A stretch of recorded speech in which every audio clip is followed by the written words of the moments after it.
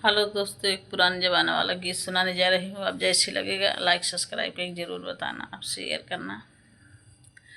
ससुर में रोए बिना माई बिटियवा, अब के हम बोलाए ना। ससुर में रोए बिना माई बिटियवा, अब के हम बोलाए ना। पापा तो हमारा वही दिन बिसरी गए, जौन दिन आई मैं महतरिया ना। जौन दिन आई मैं महतरिया ना। ससुर में रोई बिना माई बिटियवा, के हम बोलावई ना।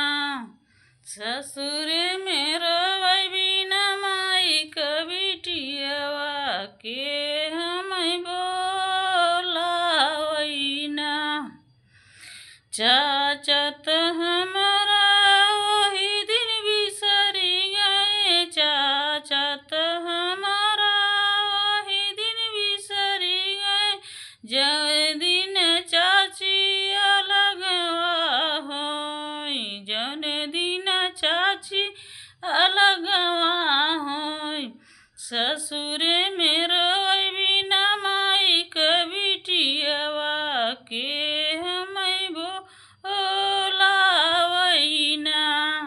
ससुर में रोई बिना माई बिटियवा, के हम बोलावई ना। भैया तो हमारा वही दिन बिसरी गए, भैया तो हमारा वही दिन बिसरी गए, जन दिन आवई भौजी के गवनवा, जन दिन आवई भौजी के गवनवा। ससुर में रोई बिना माई बिटियवा, के हम बोलावई ना। ससुर में रोई बिना माई बिटियवा, के हम बोलावई ना। सोच समझ के रोवई बहिनी, सोच समझ के रोवई बहिनी, तब से आवई उनकर वीराना भैया, तब से आवई उनकर वीराना भैया। काहे तू रोऊ बहिनिया ना,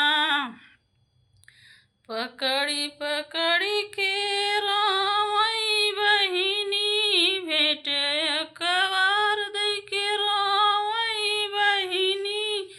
ससुर में रोवई बहिनिया ना, के हम ले बोलाई ना।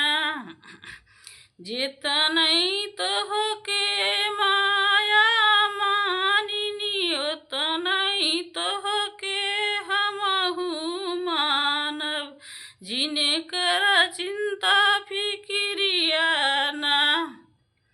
हेलो दोस्तों, आप लाइक सब्सक्राइब करें, जिससे हमारा गाना है शेयर जरूर करें। जा भैया हरा, बहनी हरा, दीदी हरा।